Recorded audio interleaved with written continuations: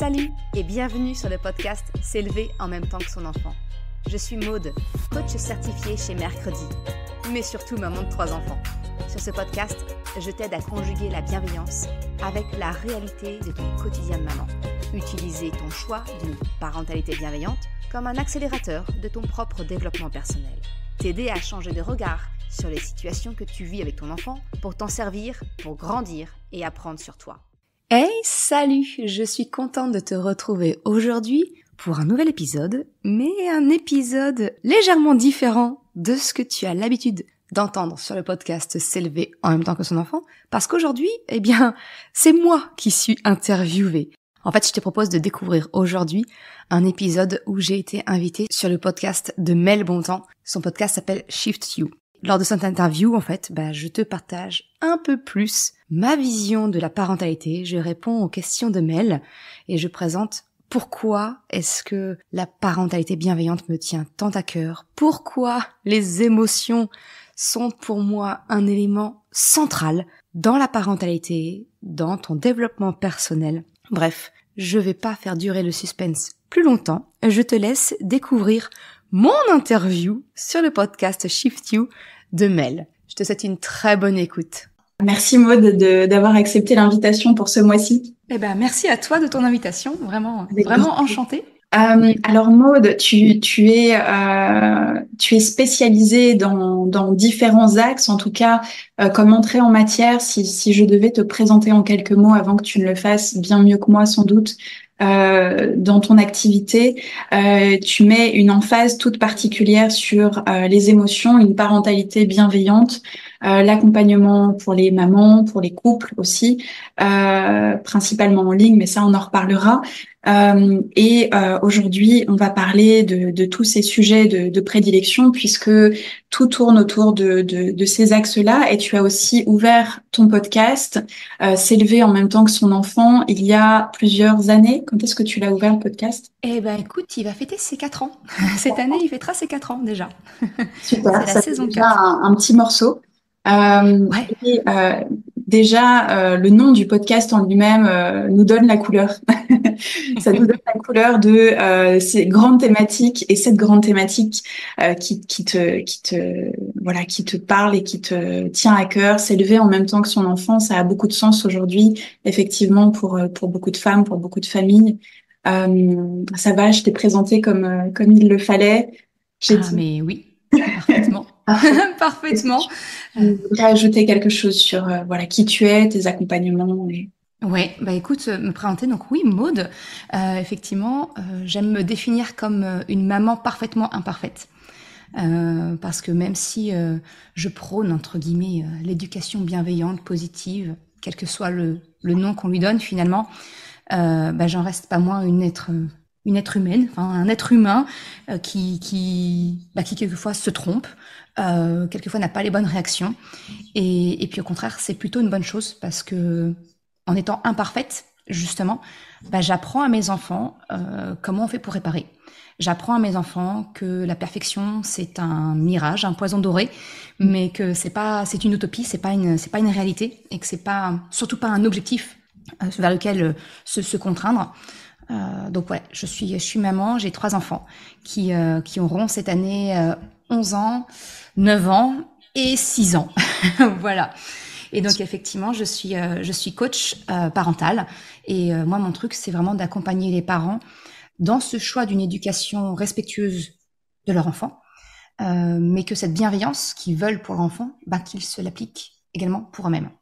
Parce que trop souvent, je vois, et je le vois parce que je l'ai été moi aussi, quand je suis devenue maman et que je me suis dirigée vers la bienveillance, naturellement pour mon grand, quand il est né, je me suis mis dans ce carcan de la mère parfaite, d'oublier mes besoins, d'oublier qui je suis tout pour lui. Spoil, c'est le crash assuré. C'est le crash assuré. Donc ouais, non, voilà, c'est vraiment ça, c'est d'accompagner les parents dans une éducation plus respectueuse, mais en se comptant dans l'équation, on compte. Voilà. Donc c'est déculpabiliser et vraiment, parfaitement imparfait. J'ai envie de te dire, c'est ça qui résume le mieux. Mais c'est intéressant parce que du coup, tu mets aussi en lumière, je pense, un axe de la société qui peut être très culpabilisant, qui peut être très enfermant aussi, avec beaucoup de pression. Alors, beaucoup de pression, peut-être pour les femmes, pour les mères, mais pas que, pour le couple, pour l'image que l'on donne aussi en société aux autres. Il y a tout ça qui est lié, je trouve, tu vois, moi en étant jeune maman d'une petite fille de 4 mois, c'est tout frais, mais évidemment qu'il y a tout un tas de paramètres de questionnement qui arrivent, les uns successivement à la suite des autres, où bah, tu passes partout, par les peurs, par les sensations de pas faire parfois ce qu'il faut, et puis tu te réalignes dans cette conscience pour te dire non, je suis en train de vivre le chemin que je dois vivre et plus je mets de conscience sur ce que je fais, euh, bah plus c'est parfait pour justement c'est parfaitement imparfait comme tu dis, mais c'est parfait dans nos chemins d'existence, que ce soit pour nos enfants ou pour nous en tant que maman, parce qu'on parle principalement de nos expériences de maman avec Maud, bien sûr. Comme tu disais tout à l'heure, on inclut l'homme, le père, les parents, le couple, mais évidemment, bah, sur ce mois de la maternité, on axe sur nos expériences de maman aussi. Mais c'est vrai que ça soulève beaucoup de choses au niveau de la société, je trouve, et de ce qu'on attend peut-être des femmes aujourd'hui, des mamans Et puis principalement. de nous envers nous-mêmes. Ouais, Parce que tout en étant, on peut très bien avoir des valeurs je veux dire, de féminisme, parce que je me considère comme quelqu'un qui porte haut des valeurs de féminisme, d'égalité entre les genres, ce genre de choses. Et pour autant, inconsciemment, on se retrouve pétri dans la société dans laquelle on a grandi, l'éducation qu'on a reçue, et on peut se retrouver en paradoxe finalement entre nos convictions profondes et puis tout ce qui est inscrit en nous qu'on a pris pour acquis. Voilà, moi j'ai débuté dans la maternité, toute féministe que je voulais être, je me trouvais, je devais être une bonne maman, tenir bien ma maison. L'enfant, tu sais, cette image de l'enfant vitrine, c'est-à-dire que le comportement de mon enfant va refléter la valeur que j'ai moi, en tant que maman, en tant que personne, en tant que femme. Donc du coup, quand ton enfant n'a pas le comportement attendu, ah bah là, ça vient chatouiller sévère, ça vient créer un déclencheur émotionnel parfois fort, qui peut nous conduire à avoir des réactions complètement disproportionnées. Et là, si on n'est pas ouvert à la remise en question que va nous apporter notre enfant, bah ça peut clasher fort en fait. Et ouais, puis ça peut venir finalement ternir la relation qu'on veut construire avec notre enfant. ouais, tout à fait. Et puis il y a une espèce de dissociation qui se fait entre effectivement cette image de la mère parfaite dont tu parles et puis la réalité, et ça peut créer énormément de souffrance. Et je pense que évidemment, c'est pas que je pense, c'est que je sais qu'évidemment une mère en souffrance va générer aussi un cadre qui va être souffrant pour les enfants, et personne ne sera gagnant dans cette équation en fait. Exactement. Tu sais, moi, le constat premier finalement que j'ai fait, alors avec beaucoup de recul, hein, et c'est pour ça que ce que je fais aujourd'hui, pour moi, je veux vraiment donner des raccourcis, qu'on passe pas par les galères que j'ai pu vivre moi. C'est vraiment donner des raccourcis, mais finalement, c'est que tout ce qu'on ressent, que ce soit le malaise des remises en question que va provoquer notre enfant, le sentiment de culpabilité qu'on peut avoir, les colères, peu importe, tout ça, en fait, ce sont des émotions. Et à partir du moment où on va chercher à comprendre l'émotion, pas juste, tu sais, mettre un pansement. Des fois, on dit juste, oui, faut gérer ses émotions.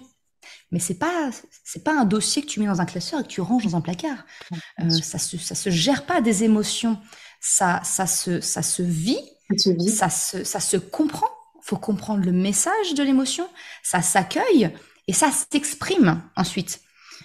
Et tout ça, bah, on l'apprend pas en fait. On nous l'apprend absolument pas.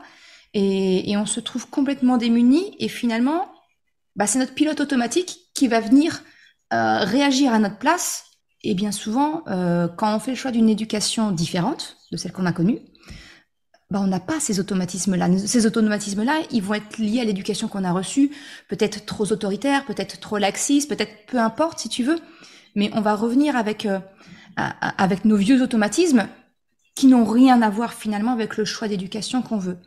Donc pour moi, le plus important, c'est finalement d'écouter. La porte d'entrée, c'est d'écouter l'émotion, de l'accepter. J'ai le droit d'être en colère contre mon enfant. J'ai le droit de regretter, je vais dire un gros tabou, mais de regretter d'être mère par moment, de ne plus avoir la tranquillité que je pouvais avoir avant. Ce sont des sentiments tout à fait légitimes. En fait, l'important, c'est de comprendre le message des émotions qu'on ressent. Si je prends ce fameux tabou du « je regrette par moment d'avoir des enfants », c'est finalement le message derrière, c'est « j'aime bien avoir un temps pour moi ». Et à partir du moment où on comprend ce message-là, eh bien, on peut le communiquer aux autres. On peut l'expliquer à notre enfant, à notre conjoint. On peut passer à l'action, finalement, pour trouver des solutions et faire en sorte que la situation qui a généré ce débordement-là ne revienne pas, ou en tout cas, plus aussi souvent. C'est ça, pour moi, vivre les émotions, tu vois, et le plus gros enseignement que j'ai eu en devenant maman. Ouais. Mais c'est essentiel de le rappeler. Alors, les émotions, c'est vrai qu'on peut les prendre sous plein d'angles différents. On n'a pas, toi et moi, Maud, évidemment, la même façon de les aborder. On n'a pas la même vision, voilà, de notre accompagnement, bien sûr, et c'est ce qui fait la différence de chaque accompagnant sur Terre. C'est vrai que je te rejoins dans le sens, pour moi, les émotions, tu me diras si ça te parle et si ça résonne aussi pour les personnes qui sont là et qui nous écouteront. Les émotions, pour moi, je les présente toujours sous forme de portail, c'est-à-dire que elles sont là pour quelque chose. On a tendance à vouloir, surtout aujourd'hui avec le développement, le boom du développement personnel et le boom des méthodes, on entend beaucoup ce message de changer ses émotions, changer sa façon de voir les choses, changer, etc. Je suis d'accord et pas d'accord parce que toutes ces choses que nous vivons sont parfaitement orchestrées. Les émotions que nous vivons, elles ont un sens hyper important, hyper profond, qui va nous servir de portail pour accéder à autre chose. Pour moi, j'appelle ça des portails qui nous permettent d'accéder à plus de conscience. Et c'est exactement ce que tu dis aussi, c'est de pouvoir voir ces émotions, de pouvoir les comprendre. Qu'est-ce qu'elles m'indiquent? C'est pas juste je regrette ci ou ça, mais c'est plutôt j'ai un besoin qui n'est pas entendu. Et du coup, je passe par ce portail pour me permettre de mettre de la conscience dans un premier temps. Et puis, en fonction de ça, on peut se dévouer, être en dévotion à l'expérience que l'on vit. De se dire, ah ok, donc j'avais pas vu ça, j'avais pas ressenti ça, et après j'en fais ce que je veux. C'est-à-dire, je mets finalement une deuxième conscience un peu plus augmentée dessus, en me disant, qu'est-ce que je fais de ce constat? Qu'est-ce que je fais de cette information? Ça veut dire quoi? Ça veut dire que j'ai besoin de plus de temps pour moi, effectivement, ou pas? Ou est-ce que je suis capable de transcender ce besoin en me disant, non, finalement, je trouve exactement ce dont j'ai besoin dans cette relation à mon enfant, et ça me permet un épanouissement, ça permet de regarder aussi les choses différemment. Ça te parle, ça aussi? Complètement. Complètement. C'est ce que je parle souvent du changement de regard. Des fois, on est tellement la tête dans le guidon dans notre vie que quelquefois on prend pas le temps. Ce sont des biais cognitifs finalement. On tombe dans le piège des biais cognitifs de croire que l'autre pense comme nous, agit comme nous. A fortiori, un enfant n'aura pas la même construction mentale que nous. En plus, en fonction de sa maturité, il va être capable ou non de certaines choses. Quelquefois, juste faire un pas de côté pour analyser la situation d'une manière factuelle, en disant non, mon côté émotionnel, ok, ça compte, faut pas le mettre de côté, faut pas l'oublier, hein, mais juste pendant un temps, je le mets de côté, je me mets à la place de mon enfant, je change d'angle sur la situation, et en fait, des fois, ça n'a strictement rien à voir. Je vais te prendre un exemple tout bête, mais un enfant qui te demande une banane et puis tu épluches la banane, tu lui donnes et il se met à exploser de pleurs. Tu lui dis mais tu veux une banane, je te donne une banane. Je comprends pas. Et donc nous, en tant que parents, on voit sentir de la frustration de se dire mais attends, tu me donnes une banane, je te donne et t'exploses de colère. C'est quoi ce beans? C'est un caprice, c'est tout ce que tu veux bien. Mais si tu te places du côté de l'enfant, ça peut être tout simplement dire je voulais une banane, certes la manger, mais moi aussi je voulais faire par moi-même, comprendre. Et là, moi, c'est de la frustration. Tu m'as retiré cette possibilité-là. Euh, Tu vois, enfin, je te prends le coup de la banane parce que j'ai envie de te dire, il est presque classique, mais c'est presque toujours ça en fait. C'est presque toujours ça. Nos enfants ne nous cherchent pas. Ce ne sont pas des petits êtres démoniaques qui viennent sur Terre pour nous pourrir la vie. Ça, C'est... c'est effectivement un rappel, mais je crois qu'on met une conscience dessus aujourd'hui et tu accompagnes justement des femmes qui vivent des épreuves où elles se posent tout un tas de questions sur... tu parlais de frustration de l'enfant et que l'enfant n'était pas là pour, pour nous pourrir la vie, bien évidemment. C'est que le langage à décoder, parfois des nouveau-nés, des petits bébés, des enfants, euh, s'apprend en faisant.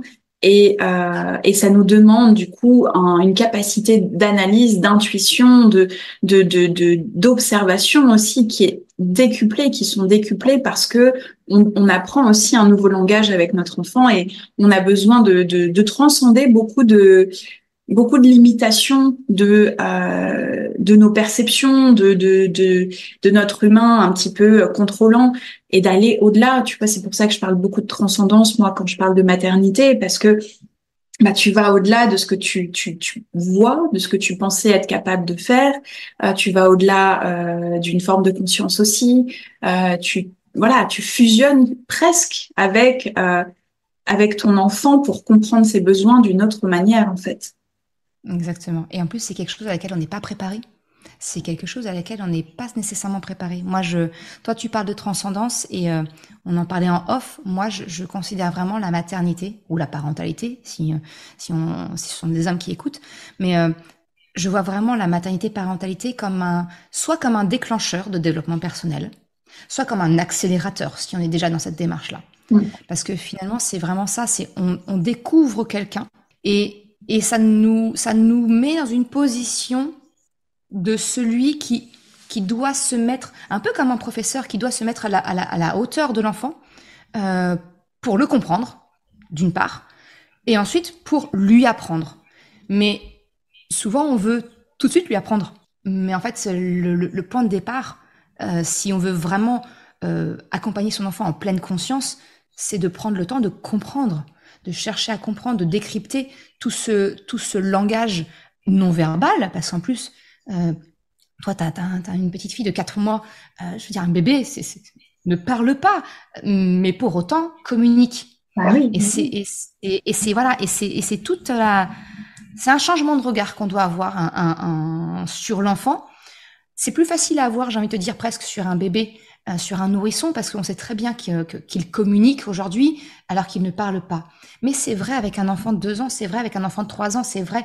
Mon dernier a 5 ans, Ouais. il parle parfaitement, mais pour autant, il y a tout autant de langage non verbal qui passe, et même moi, adulte, 42 ans bientôt, le langage verbal, finalement, quelquefois, on s'arrête qu'aux mots. Ouais. C'est ne prendre qu'une mini fraction, finalement, de notre capacité de communication. Donc, non, c'est à apprendre. Et ça, en tant que parent, on n'y est pas préparé. Et, Ouais. et c'est pour moi, c'est une ouverture, c'est un changement de regard Oui, qui me semble nécessaire. complètement. Et c'est intéressant que tu dises on n'y est pas préparé. D'une certaine manière, on l'a vécu nous aussi. Tu vois, il y a cet aspect. Je crois que on a oublié cette simplicité des émotions, du langage non verbal, etc. Parce qu'on l'a vécu en tant que bébé, en tant qu'enfant. Les couches et les couches et les couches de notre identité, notre construction humaine, identitaire au sein de la société, avec nous, avec les autres, nous a fait, tu sais, nous perdre finalement dans une simplicité de communication parce que bah voilà, il y a tous ces filtres qui se sont rajoutés de nos expériences de vie et finalement pour un enfant c'est relativement simple, c'est des besoins élémentaires qui ne sont pas entendus, c'est quand il y a quelque chose dont j'ai besoin, bah voilà, je le demande de manière quasiment directe, radicale, et tant mieux parce que ça me fait aussi penser qu'un enfant qui communique de cette manière, ou qui pleure, ou qui exprime son mécontentement d'une manière ou d'une autre, c'est plutôt rassurant parce que ça veut dire qu'il est capable de s'exprimer et qu'il se sent aussi en sécurité et qu'il n'est pas bridé, tu vois, dans son développement. Et à chaque fois que bon, ma petite fille pleure, je me dis ok, c'est bien, elle sait s'exprimer, elle se sent capable de le faire. Exactement. Une parmi la multitude des choses que j'ai pu apprendre et réapprendre sur moi-même grâce à mes enfants, c'est cette reconnexion à l'intuition, Mm. à savoir m'écouter. Et je me suis rendu compte, ça, les enfants, ils l'ont d'emblée, l'intuition. C'est quelque chose j'ai envie de dire, de presque de primaire, de mammifère. Totalement. Ce sont des instinctifs purs, bruts. Et on a appris finalement à faire taire tout ça pour rentrer dans, faire plaisir, enfin, voilà, pour rentrer dans une certaine norme, un certain cadre attendu.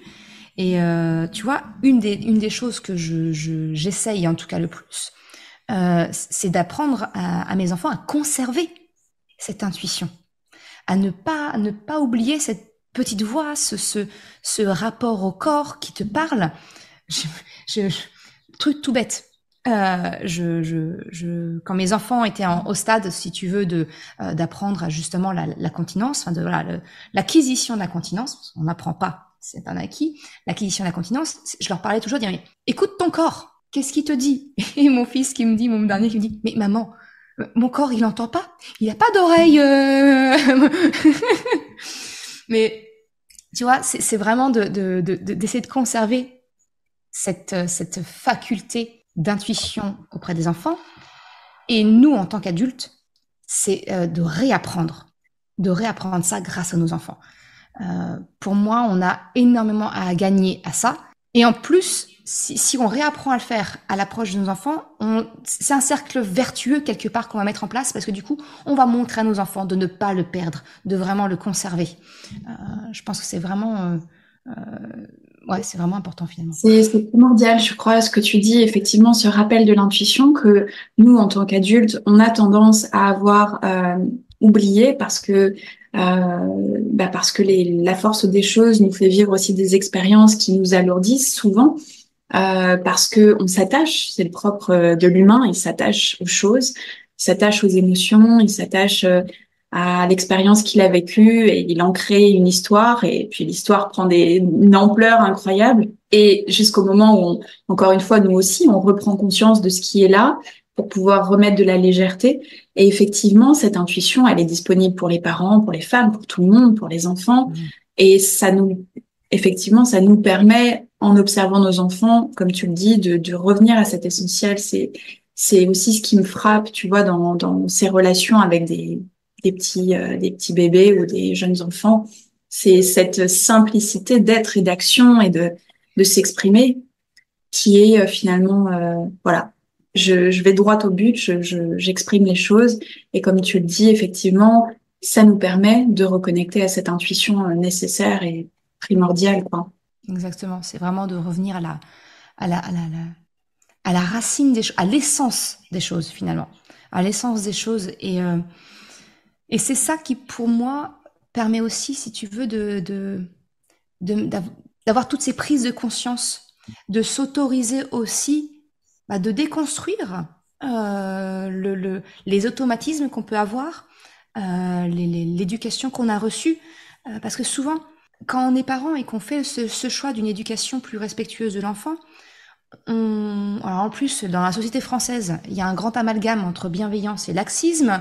On tape fort sur la bienveillance, alors que ça n'a rien à voir. Il y a un cadre éducatif dans l'éducation bienveillante, sauf que c'est un cadre que l'on co-construit avec l'enfant en écoutant ses besoins, en formulant nos besoins à nous d'adultes. Donc c'est vraiment, c'est vraiment de permettre toutes ces remises en question de ce qu'on a connu pour se déconstruire et se reconstruire soi, tel qu'on l'a décidé, tel qu'on l'a choisi. Totalement. Et puis, la maternité, c'est une renaissance en tant que femme, en tant que parent. C'est, voilà, tu as la naissance de ton enfant, sa venue au monde, et puis tu as la venue au monde du père, de la mère. Voilà. Exactement.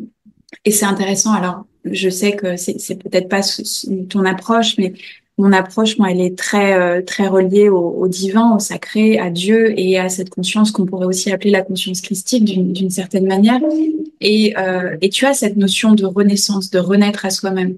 Moi, c'est ce que j'ai vécu juste avant ma grossesse, pendant toute ma grossesse, et après la grossesse, ça a été exponentiel, tu vois. Et cette renaissance, elle se fait, et elle se fait bien sûr dans plein de moments de notre vie, parce que on est toujours en renaissance, on est toujours en train de mourir à soi-même pour renaître sur une autre vision du monde, une autre vision de soi, une autre vision de notre maternité, justement sur ce thème-là. Et c'est ça nous demande une capacité de lâcher prise, de lâcher le connu, de lâcher ce que nous pensions être avant, pour finalement être capable d'être une nouvelle personne, une nouvelle maman, à chaque fois, à chaque instant, à chaque jour, presque. Tu sais, c'est ce que souvent, enfin, quand j'entends autour de moi ou des conseils que j'ai eus, que j'ai reçus quand j'attendais mon premier enfant, on me dit de toute façon, tu sais, Maud, tu crois avoir trouvé un truc, et puis ben, dès que tu le remets en place, ça fonctionne plus. Mais en fait, c'est normal. C'est normal parce que comme tu le dis, on est en croissance perpétuelle. La croissance, c'est la vie. Si on arrête de croître, c'est pas bon signe. C'est pas, voilà, c'est vraiment, enfin, et donc forcément, c'est normal que rien ne marche dans Ouais. le temps. Il y a rien de magique, il y a rien. Mais à partir du moment où on accepte cette croissance perpétuelle, cette remise en question perpétuelle, bah déjà les remises en question vont être moins challengeantes parce qu'on y est prêt et presque on les guette, presque on va commencer à les attendre. On va dire ok, c'est quoi le prochain level? Ouais. Sur quoi mon enfant va venir me remettre en question et me challenger. Et puis finalement on le voit plus. Encore une fois, on change de regard. Ouais. Ce n'est plus ah il est casse-pied, il me remet en c'est ah mais en fait il m'aide à grandir. Merci. Je vais pouvoir évoluer aussi. On va s'adapter ensemble. Tu le regardes plus de la même façon. Donc tu le regardes plus avec des yeux comme quelque chose de négatif, mais comme quelque chose de positif. Ça n'en reste pas moins inconfortable parce que ça reste du changement. Mais le rapport, il est changé en fait. On voit plus les choses de la même façon. Et c'est vraiment ce déclic-là que j'accompagne parce qu'encore une fois, j'ai pas de baguette magique, que ce soit en coaching individuel ou avec mes formations, je donne pas de clés qui fonctionnent en permanence. Ce serait mensonger, ce serait utopique, c'est irréaliste. Par contre, moi, mon truc, c'est vraiment d'accompagner les parents dans ce changement de posture, dans regarder les remises en question d'un œil différent pour ne plus se sentir en danger vis-à-vis de son enfant et de ses remises en question, mais au contraire, de vraiment de changer de regard sur le quotidien, finalement, j'ai envie de te dire. Ouais, C'est essentiel. le quotidien. Merci Maud. J'allais te demander justement de parler un peu de ton approche et tu viens de le faire. Pour travailler avec toi, on peut te contacter depuis ton site internet, j'imagine. Exactement, ouais, sur merrecredi.com. Alors c'est mereux, c'est le jeu de mots du jour des Mercredi, mamans, on donc va dire. avec Voilà. mère à la place. Ouais. Ouais, mais c'est surtout en fait le mercredi à l'origine, c'est le nom du site en fait finalement ça vient du parfaitement imparfait. C'est que je jure beaucoup, j'étais quelqu'un qui jurait énormément. Le mercredi, voilà. Et ben d'une erreur, on la transforme et on en fait quelque chose d'autre. Donc ouais, donc le site s'appelle mercredi.com et il y a effectivement une section où on peut trouver mes accompagnements individuels. Donc ce sont des coachings en visio sur 12 séances. Donc on va dire à peu près 3 mois. Si on prend une séance par semaine, à peu près 3 mois. Et puis surtout des formations en ligne où j'ai 2 formations qui se complètent en fait. L'une qui est pour moi la porte d'entrée. Je pense que ça sera peut-être senti à travers cet échange qu'on a eu toi et moi. Mais c'est la première est sur les émotions pour comprendre nos émotions, savoir mieux les vivre. Et puis la deuxième formation qui est un accompagnement en ligne, c'est une formation avec un podcast privé. Et des coachings de groupe où on se retrouve pour chaque module, on se retrouve tous ensemble et voilà, on grandit toutes ensemble pour chacune des thématiques de cette formation. Super, génial. Donc, mercredi.com et ton podcast s'élever en même temps que son enfant. Exactement. Est-ce que tu aimerais rajouter quelque chose, Maud, peut-être aux femmes qui t'écoutent, pour les femmes qui t'écoutent, qui nous écoutent, avant qu'on se quitte? Le mot, ouais, le mot qui me, enfin, la chose qui me tient le plus à cœur, c'est de se dire que si toi, maman, t'as fait le choix d'une éducation bienveillante, positive, respectueuse pour ton enfant, eh bien, tu ne peux pas donner à ton enfant ce que tu n'as pas toi-même. Donc, s'il te plaît, cette bienveillance, accorde-la à toi. Mm. Arrête de te juger, arrête d'être dur avec toi, arrête de te mettre une pression de folle, sois bienveillante avec toi. Et alors là, déjà d'une, tu vas euh, nourrir un peu ton amour de toi. Donc déjà, tu seras un peu plus mieux dans tes baskets, donc mieux disposé à accompagner ton enfant. Et en plus, eh bien, ton enfant, il aura un modèle. Il aura un modèle de montrer c'est quoi, comment on se parle, comment on se construit cette petite voix intérieure qui tourne en boucle comme ça. Et que quand elle est plus simple avec nous, c'est quand même mieux, c'est quand même plus efficace. C'est sûr. Merci, Maud. Donc la bienveillance pour soi d'abord. Déjà, en soi, bien sûr, ça fait du bien à entendre. Ça fait du bien de se rappeler voilà, de revenir à l'essentiel, tout simplement. Et que ça Exactement. devrait être la norme, tout simplement, une parentalité bienveillante. Ce qui est fou, bon, on va terminer sur tout ça, mais effectivement, de devoir aujourd'hui le préciser. Euh, C'est fou. mais en tout cas, on est dans C'est cette fou. conscience et c'est ce qui compte. Exactement. Bah, Merci je te remercie. Merci à toi, Armel. Vraiment, merci beaucoup. et à bientôt ici ou ailleurs. Je te remercie d'avoir écouté cet épisode jusqu'à la fin. Si tu souhaites soutenir le podcast pour m'encourager à continuer à créer des épisodes, eh bien, tu peux le faire sur le site mercredi.com/soutien en me faisant un don libre. Une autre façon de m'encourager et qui est vraiment très efficace, eh bien, c'est d'en parler tout simplement autour de toi, de partager le podcast, le site. Et si le cœur t'en dit, eh bien, c'est également de me laisser un commentaire ou une note sur Apple Podcast, Spotify, quelle que soit la plateforme, si elle te le permet. Ça m'aide vraiment à faire connaître le podcast, à diffuser ce message qu'une autre façon de la parentalité est possible. Un grand merci à celles et ceux qui prennent le temps de le faire, mais également ceux qui m'envoient des messages privés. Ça me fait toujours très chaud au cœur. Je te souhaite une excellente journée, après-midi, soirée, quel que soit le moment où tu écoutes, et je te dis à très bientôt pour un nouvel épisode. Ciao!